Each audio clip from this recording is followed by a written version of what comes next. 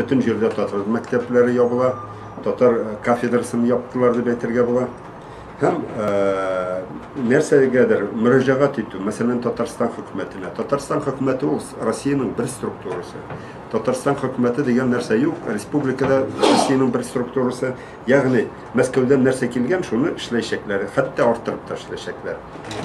Монда Россиягә да бернинди ышаныч юк, чөнки йөзләгән ел буе Россия безнең татар халкын милләт буларак бетереп килде һәм ничек тә татар җирләрен урыслаштырырга, татар халкына тартып алырга, милләтне булдырмаска, ягъни теге француз, инглиз колонизаторларында да начаррак итеп эшләделәр.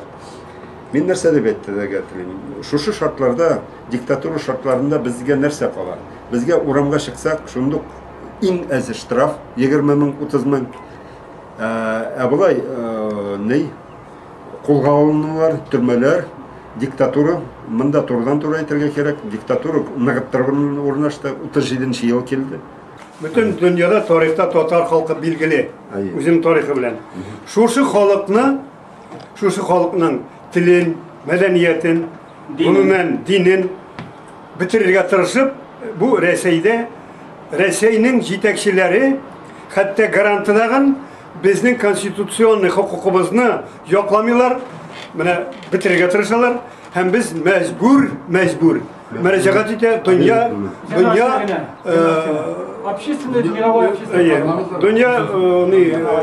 cemaatçiligine. Buna şuşunday.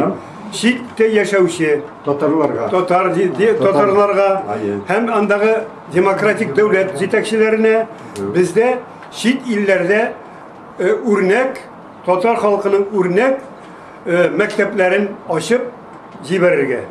Hem indi Tatar baylarında çakırabız.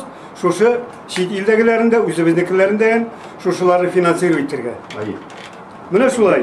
Şiit ilde şimdi örnek iler açılsa, mektepler, institutlar, üniversiteler açılsa, buna balarga o nerse bulur ya?